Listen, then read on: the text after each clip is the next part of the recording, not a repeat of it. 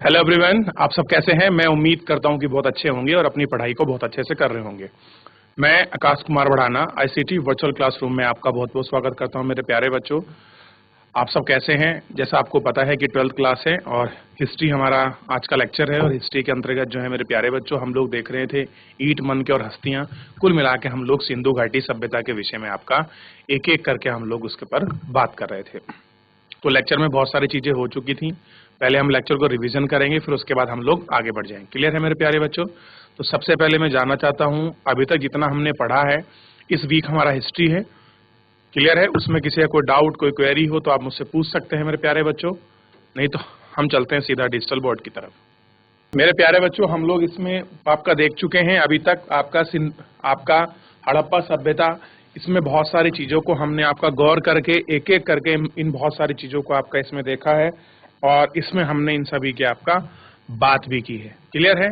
तो इन सभी को हम लोगों ने देख लिया था। फलक के विषय में बात करी, मनकोम बात पड़ी, कहाँ कहाँ पर ये सभ्यता का विस्तार है इसको देखा, आरंभिक जो इसके निर्वहन जो आपके तरीके हैं उन सभी तरीकों को हमने एक एक करके गौर करके इन सभी को आपका बहुत अच्छे से आपका देख लिया और इसी पर हमने बात भी करी है। क्लियर है। इन सभी को देखा, औजार धातु किस प्रकार के थे, कैसे इनकी अवतलन चक्कियां हैं, कैसे मोहनजोदड़ो का शहरीकरण था, निचला उपला तल कैसे था, इसके विषय में हम लोग विस्तृत से आपकी बात कर चुके हैं। दुर्ग की दुर्दशा क्या थी, नाले किस प्रकार खुलते थे, क्या चीजें थी, गृहस्थ की आपकी कैसा बने हुए थे, घर का स्ट्रक्चरल क्या था, इसको हम देखे। फिर उसके बाद जो आपका दुर्ग मिलता है, जो आपके किले थे कैसे थे, क्या उनका स्थिति, पूरी हमने स्ट्रक्चर जो है इसके सामने था। इससे आगे बढ़ेंगे, पहले आप इसको एक बार देख लीजिए फिर आगे बढ़ते हैं हम लोग।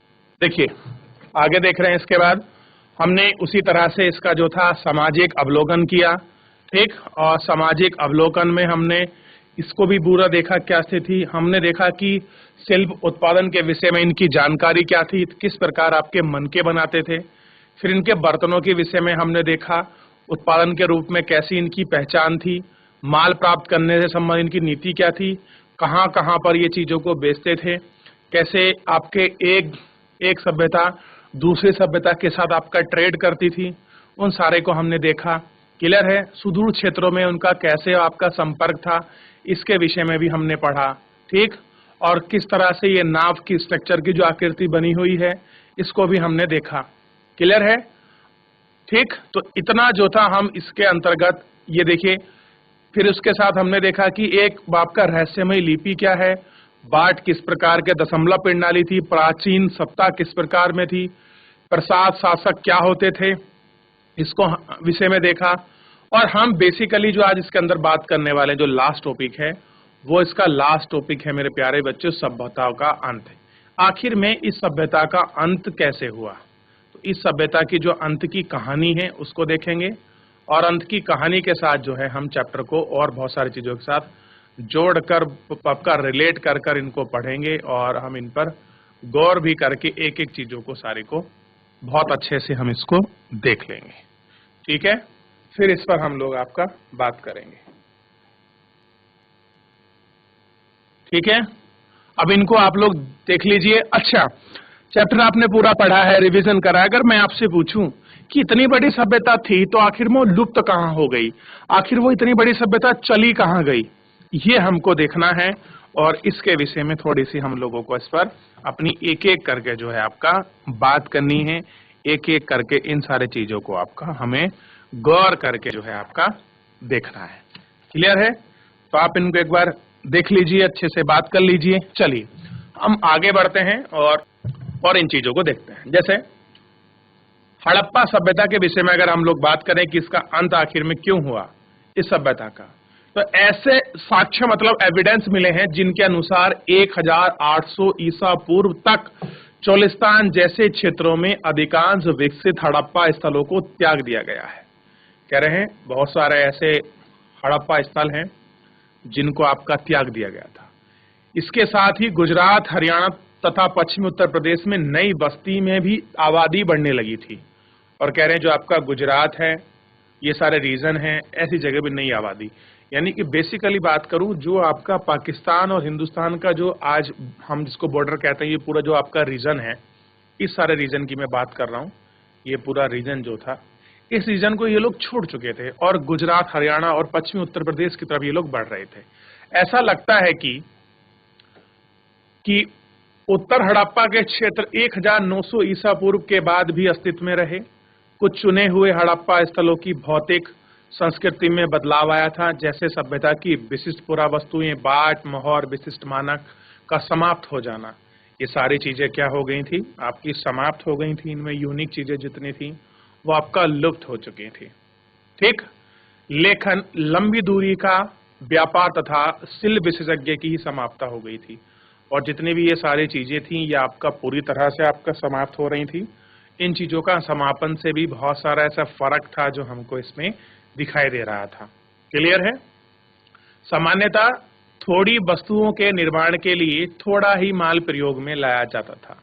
अब थोड़ी ऐसी वस्तु थी जिनका वो लोग आपका माल को क्या था, अपने प्रयोग में लाए जाते थे। ठीक, अवसर निर्माण की तकनीकी का ह्रास हुआ। बड़ी सार्वजनिक संरचनाओं का निर्माण अब बंद हो गया था। कुल मिलाकर पुरावस्तुएं एवं वस्तुएं इन संस्कृतियों में एक ग्रामीण जीवन शैली की ओर संकेत कर रही थी। क्या हो रही थी? ये सारी चीजें थी जो आपका ग्रामीण, जो आपके जीवन शैली थी, उन सारी जीवन शैलियों का एक आपका उल्लेख जो था वो आपका कर रही थी। ठीक, ये परिवर्तन कैसे हुआ, आखिर में चेंजेस जो हैं कैसे हुए हैं, ठीक, इनके विषय में हमको गौर करना है। ये परिवर्तन कैसे हुए, इस विषय में कई व्याख्या दी गई हैं। इनमें जलवायु परिवर्तन, वनों की कटाई, अत्यधिक बाढ़, नदियों का सूख जाना या मार्ग बदल लेना तथा भूमि का अत्यधिक उपयोग सम्मिलित था। कैसे हैं ये सारी चीजें हैं, जैसे कि जलवायु परिवर्तन हुए, वनों की कटाई हुई, बाढ़ का आना हुआ बारंबारताओं में, और आपका नदियों ने जो अपना मार्ग बदला है, या भूमि का अति प्रयोग ने ये कहीं ना कहीं इनको उन स्थानों को छोड़ने के लिए मजबूर बनाया था। ठीक है, इनमें कुछ कारण बस्तियों के संदर्भ में तो कुछ सही हो सकते हैं। कह रहे हैं हाँ, कुछ चीजें ऐसी हैं जो शायद आपके बस्ती को शिफ्टिंग करने के लिए हम उनको सही मानते हैं, परंतु पूरी सभ्यता का पतन की व्याख्या नहीं करते। ये चीज तो ठीक लगता है, ये चलिए ये लोग शिफ्ट हो गए होंगे, नदियों ने मार्ग बदल लिया होगा, बनाई कटगी होगी, जन परिवर्तन, जलवायु जैसे आपके चेंजेस हैं, ये सारी चीजें तो होना आपका लाजमी, स्वाभाविक और पर्याप्त है। इन चीजों में तो ये सारी चीजें आपको मिलती हैं देखने के लिए। लेकिन प्राइमरी एंड सेकेंडरी कंडीशन ये बन जाती है कि आखिरकार इतनी बड़ी जो आपका सभ्यता थी, इतनी पूरी सभ्यता कैसे समाप्त हो सकती है, इसका कोई एक्सप्लेनेशन अच्छे से हमको नहीं मिलता। यानी कि हम कह सकते हैं जिस प्रकार अनुमान के आधार पर जो हमने बहुत सारी चीजों का स्टडी की है, हमारे पास कोई ऐसा ठोस सबूत नहीं है, व्याख्यान नहीं है, जिनके आधार पर हम लोग क्या कर सकें, इस तरह की चीजों को हम लोग आपको एक्सप्लेन कर सकें। ठीक है, ये हमको जो है आपका ध्यान रखना है। ठीक, और इन पर हमको बात करनी। इनमें से कुछ कारण बस्तियों के संदर्भ में सही है लगते हैं, लेकिन पूरी सभ्यताओं की पतन की व्याख्या नहीं करते। जो पूरा पतन है उनकी जो है व्याख्या आपका ये लोग आपका नहीं करते हैं। ऐसा लगता है कि एक सुदृढ़ीकरण, एकीकरण के तत्व सभ्यता हड़प्पाई राज्य का अंत हो गया था, और कह रहे हैं कि एक एकीकरण तत्व ऐसा लगता है कि जो पूरा हड़प्पाई समाज सभ्यता था उसका अंत हो गया था। मोहरों, शिल्प एवं विशिष्ट मानकों तथा मृत भांडों के लोप, मानवीकृत बाट के स्थान पर स्थानीय बाटों का प्रयोग, शहरों के पतन और त्याग जैसे परिवर्तन इसके बल को बल देता है। कह रहे बहुत सारी ऐसी चीज हैं जो स्थानीय परिवर्तन हुआ है, शहरों का पतन हुआ, लोगों ने आपका त्याग दिया, ये सारे कुछ ऐसे चेंजेस हुए हैं, ये इन सारी चीजों पर आपका बल देते हैं कि हाँ इनका कुछ हुआ होगा। उपमहाद्वीप को एक पूरी तरह से अलग में नए क्षेत्र में विकास करने के लिए 7 शताब्दी से भी अधिक की समय की प्रतीक्षा करनी पड़ी। अब कह रहे इन सारी चीजों को बदलाव देखने के लिए बहुत लंबा समय हमको ट्रैवल करना पड़ा है, जिससे ये सारी चीजें जो हैं हमको जो है एक टू एक करके हमको इसमें दिखाई जो है आपका दी है। तो ये थोड़ा सा हमको इस विषय में आपका देखना है और इस विषय में आपका बात करना है। ठीक, मोहरें, लिपि, विशिष्ट मानकों तथा मृत भांड के लोप, मानवीकृत बाट प्रणाली के स्थान पर स्थानीय बाटों के प्रयोग, शहरों का वतन तथा परित्याग जैसे परिवर्तनों को तर्क का बल देते हैं। उपमहाद्वीप को एक पूरी तरह से अलग क्षेत्र में नए शहरों के विकास के लिए शताब्दी से भी अधिक की प्रतीक्षा करनी पड़ी।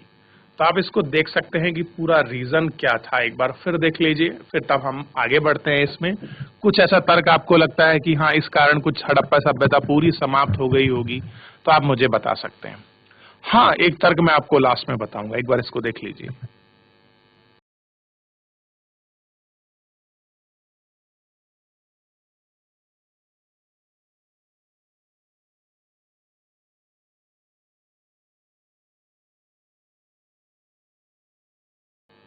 मैं एक आपको तर्क बता रहा था कि आखिर में ये जो आपकी हड़प्पा सभ्यता जो है पूरी कैसे समाप्त हो गई होगी। तो मुझे लगता है बच्चों, कहीं ना कहीं कोई एक बहुत बड़ी, देखिए ये सारे फैक्टर हैं, कहीं ना कहीं एक फैक्टर महामारी भी हो सकता है उस समय। मुझे ऐसा लगता है कि महामारी भी एक कारण हम लोग मान सकते हैं कि इतनी बड़ी सभ्यताओं को आपका शिफ्टिंग करने के लिए जो मजबूर कर सकती है। ठीक है, जलवायु, वनों की कटाई और बहुत सारे ऐसे जो भी कारक आपने पढ़े, ये सारे फैक्टर हो सकते हैं। लेकिन मैं कह रहा हूं कि बच्चों, एक जो महामारी है, महामारी भी इस क्षेत्र में एक बहुत बड़ा व्यापक जो है वो प्रस्ताव और कट जो है आपका हो सकती है। ठीक, तो इनको हमें थोड़ा सा इस पर ध्यान देने और इन पर गौर करने की आवश्यकता होती है। हड़प्पा सभ्यता की खोज। अब तक हमने हड़प्पा सभ्यता के विभिन्न पहलुओं का विशेष संदर्भित किया है, हमने विश्लेषण किया और उसको हर संदर्भ में उसको जितनी रिलेटेड चीजें थी उनको देख लिया है। इस प्रकार पुरातत्वविदों ने भौतिक अवशेष से प्राप्त साक्ष्यों के माध्यम से आकर्षित इतिहास के अलग अलग अंशों को एक साथ जोड़ा है। लेकिन एक और कहानी भी है, किस प्रकार पुरातत्व को की सभ्यता की खोज है, या फिर किस तरह की आपके पुरातात्विक सभ्यता है जो इनकी खोज की गई है, इनको भी हमको थोड़ा देखना है। हड़प्पा सभ्यता के शहर नष्ट हो गए हैं, तो लोग धीरे धीरे उसके विषय में सब कुछ भूलते गए हैं, और कह रहे हैं कि लोग धीरे धीरे जो है सब कुछ उसके विषय में भूल गए हैं।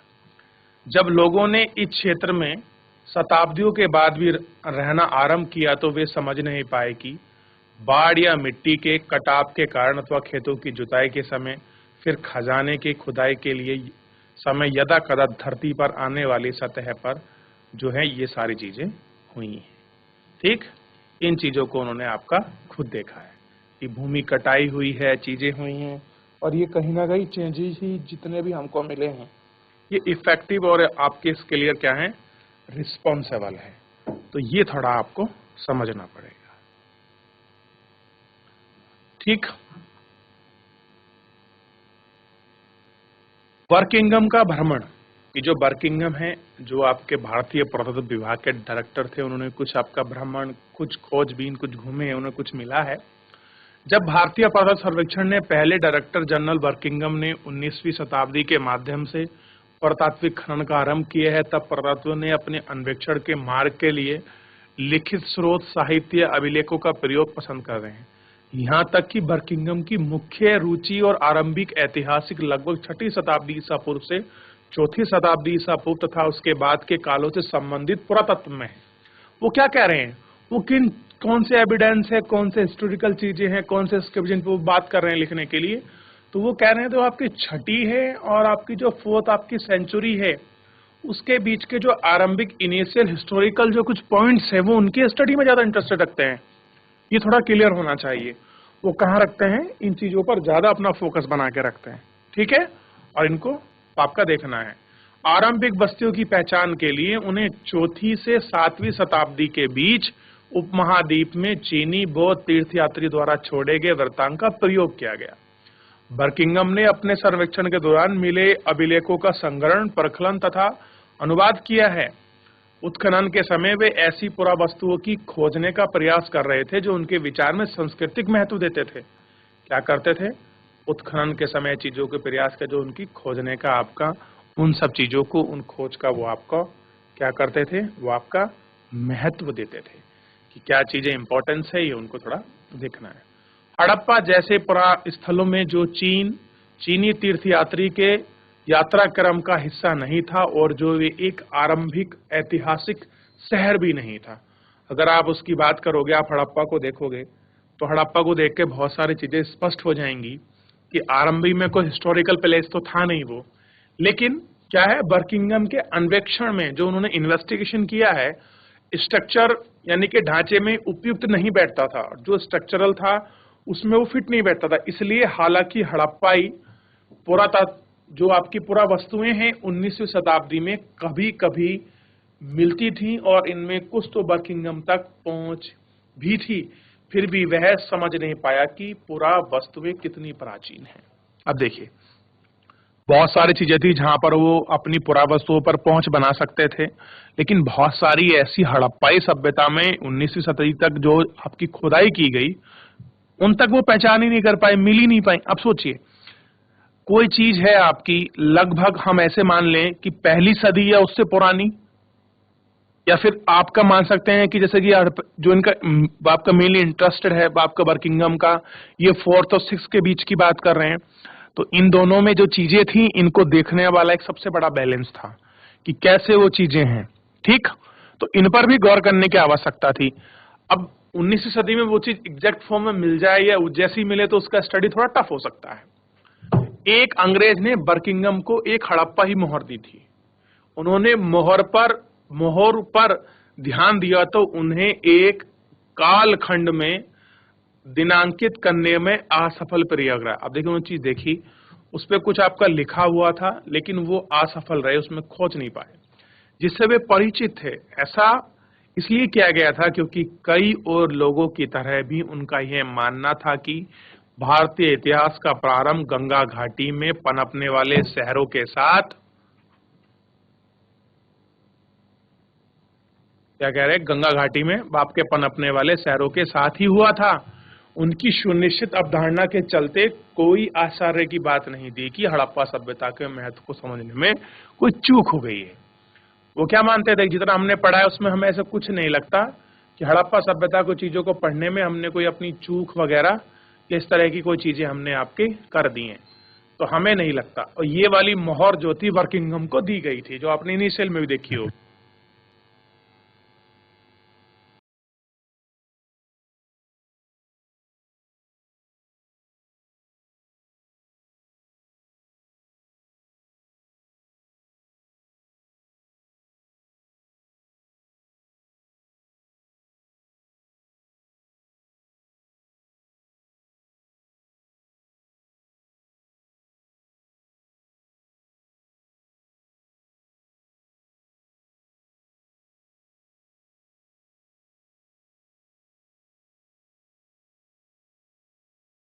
अब कह रहे हैं कि एक नवीनतम प्राचीन सभ्यता, क्या देखनी, एक नवीनतम प्राचीन सभ्यता को देखना है, लेकिन उससे पहले कुछ थोड़ी सी हमें चीजें मिली हैं। एक आक्रमण के साक्ष्य, कुछ एक जो कुछ अटैक हुआ था उसका जो एविडेंस हमको मिला है, थोड़ा सा हम उस एविडेंस की क्या करते हैं, आपका बात करते हैं और उनको एक एक करके देखते हैं। टेलर लेन ने एक साकरी गली है जिसकी चौड़ाई 3 से 6 फीट में आपके परिवर्तित है, जहां बिंदुओं पर गली पश्चिम की ओर खुलती है। 4 फीट तथा 2 इंच की गहराई की एक खोपड़ी का भाग है। एक वयस्क की छाती, हाथ के ऊपरी पैर की हड्डियां मिली हैं। बहुत सारी भूंगरी अवस्था में, मतलब गल सड़ सी गई हैं। यह एक धड़ के पीठ के बाल गली की आड़ पड़ा है पश्चिमी ओर। ये पूरा मोहनजोदड़ो का स्ट्रक्चर है।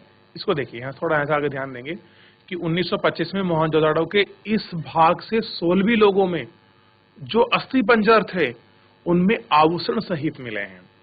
अगर आप 16वीं शताब्दी के कुछ चीजों को देखोगे, कुछ ऐसे 16 लोग हैं, उससे पुरानी चीजों को देखोगे तो आपको मिलेंगे कि जितने अस्थि पंजर मिले हैं उनके साथ कुछ ना कुछ आभूषण मिले हैं।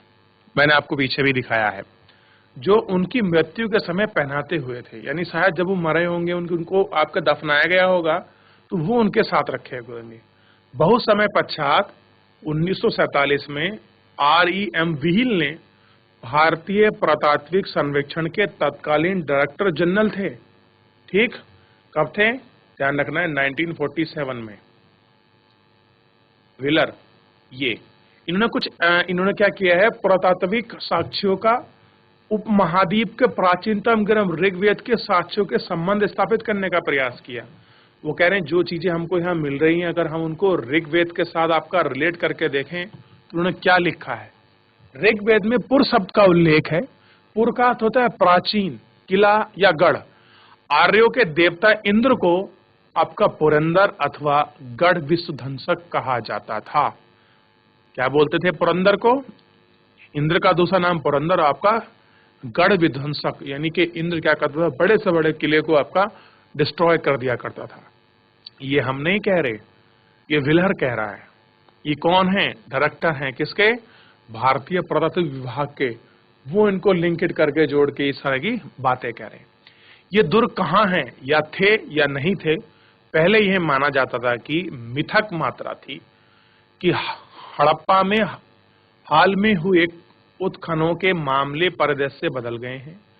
यहाँ हम मुख्यतः अन्य प्रकार के एक लंबी विकसित सभ्यता है जिसमें अब प्राप्त जानकारी के अनुसार विशाल किलेबंदी की गई है। यह दृढ़ रूप से स्थिर सभ्यता कैसे नष्ट हुई है, हो सकती है जलवायु संबंधित आर्थिक अथवा राजनीतिक हास इसे कमजोर कर दिया है, पर अधिकांश संभावना इस बात की है कि जानबूझकर तथा बड़े पैमाने पर किया गया विनाश ने इसे अंतिम रूप से समाप्त कर दिया है। यह एकमात्र सहयोग नहीं हो सकता। मोहनजोदड़ो के अंतिम चरण में अभ्यास होता है कि यह पुरुष, महिला तथा बच्चों का जनसंहार किया गया था। पारिस्थितिक साक्ष्यों के आधार पर इंद्र अभियुक्त माना जाता है। कैसा है? ये अभियुक्त है मेन। अगर हम लोग जितने पास हमारे पास पर्याप्त एविडेंस है, हम उनकी स्टडी करें तो हमको ये आप क्या मिलेगा, एक अभियुक्त आपके माने जाएंगे। ठीक है। अब कह रहे हैं कि 1960 के दशक में जॉन डेल्सन नामक पुरातात्विक ने मोहनजोदड़ो के संहार के साक्ष्यों पर सवाल उठाए। उन्होंने सीख लिया कि उस समय पर मिले अभी भी अस्थिपंजर एक ही कंकाल से संबंधित नहीं है। कह रहे जो कंकाल हमको मिले सेम स्ट्रक्चरल नहीं है। हालांकि इनमें दो निश्चित रूप से संहार के संकेत मिले हैं, पर अधिकांश अस्थियां जिन संदर्भ में मिली हैं वे इंगित का मतलब आपका इंडिकेट करती हैं कि ये अत्यधिक लापरवाही, श्रद्धाहीन तरीके से बनाए गए समाधान थे जहां बॉडी दबाई जाती थी। शहर के अंतिम काल संबंध विनाश का कोई स्तर नहीं है। व्यापक स्तर पर अग्निकुंड के चिन्ह नहीं है। चारों ओर फैले हथियार के बीच कवचधारी सैनिक का सब नहीं है। दुर्ग से जो शहर बाहर एक मात्र किला भाग है, अंतिम आत्मरक्षण का कोई भी वहां, सेल्फ डिफेंस का कोई ऐसा एविडेंस जो है हमको भी वहां देखने के लिए नहीं मिला है। जैसा कि आप देख सकते हैं कि तथ्यों का सावधानी पूर्वक पुनर्निरीक्षण कभी कभी पूर्ववर्ती व्याख्याओं को पूरी तरह उलट देता है। कह रहे जो पहले की हमने व्याख्या करी है, आप अगर उन पहली की व्याख्या को देखोगे और द्वारा किया गया सर्वेक्षण क्या करते हैं, उन चीजों को पूरी तरह से आपका पलट देता है, उनको उलट कर देता है।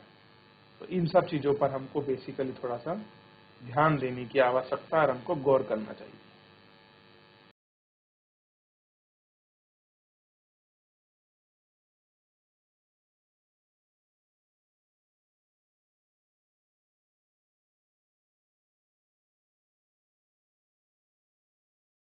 देखिए हम बात कर रहे थे आपके पुराने टीलों की और उनके स्तर की। इन सभी पर हम लोग जो है आपका कालखंड की जो है हम लोग बेसिकली आपका देख रहे थे और उनको हम बात भी कर रहे थे कि क्या स्ट्रक्चरल है। तो जहां पुराने चीजें हैं, आवासीय स्थल है, ये सारी चीजें मिले हैं, उनके जो मृतक टीले हैं उनको टीला बन जाता है। और अल्पकालीन और स्थायी त्याग की स्थिति में हवा और पानी की एक्टिव से आपके टकराकर भूखंड का जो स्ट्रक्चर चेंज हो जाता है, इन टीलों से मिले स्ट्रक्चर्स का हम लोग पता करते हैं कि ये स्तर के त्याग, प्रकृति तथा इनमें पूरा वस्तु एक दूसरे से डिफरेंट होती हैं। बंजर स्तर कहा जाता है। इनकी पहचान सभी लक्षणों का अभाव रहता है। सामान्य तौर पर एक प्राचीन स्तंभ पर इन सभी चीजों को हम लोग क्रम विज्ञान के आधार पर देखते हैं। ठीक है। और जिनसे एक पूरा स्थल की पूरा संस्कृति क्रम का हम लोग पता कर सकते हैं और हम इनको आपका देख सकते हैं। ठीक, ये थोड़ा सा हम लोगों को इसमें ध्यान रखना है। ठीक, आगे देखिए, इतनी सारी चीजों को हम अगर आप देखेंगे तो हमें बेसिकली दिखाई देगा एक छोटे हटीले का सामान्य विस्तार, और क्या है, क्षतिज नहीं है, बिल्कुल सीधा नहीं है। देखिए कैसा है, ये इस तरह से होना चाहिए, लेकिन है कैसा। तो इसमें कुछ ऐसा डाउट है, कोई क्वेरी मिल रही है? चलिए, तो चैप्टर को जो थोड़ा सा क्रम है आप एक बार रिवीजन कर लेंगे, चीजें साफ हो जाएंगी थोड़ी सी आपको। फिर इसके बाद हम लोग जो है 10.2 यूनिट पर चलेंगे, और उसके यूनिट के बाद 1-2 यूनिट्स और हैं जिनको हम लोग देख लेंगे। फिर इसके बाद सीधा जो है हमारा चैप्टर आपका फिनिश हो जाएगा, फिर हम इसके क्वेश्चन आंसर करेंगे। तो मेरे प्यारे बच्चों, आज हमने इसमें जो चैप्टर आपका था जितना शेष बचा उससे आगे कंटिन्यू किया, नई चीजों का रिसर्च और नई चीजों को पढ़ा, इन सभी पर हमने गौर किया है, एक एक करके हमने इनको देखा है और एक एक करके हमने इन पर बात की है। तो मेरे प्यारे बच्चों, फिलहाल जो है आज के लिए इतना ही, मिलते हैं नेक्स्ट लेक्चर में। तब तक अपना ध्यान रखिए, स्वस्थ रहिए, अपनी पढ़ाई को बहुत अच्छे से करते रहिए। मुझसे जुड़ने के लिए आपका बहुत बहुत धन्यवाद।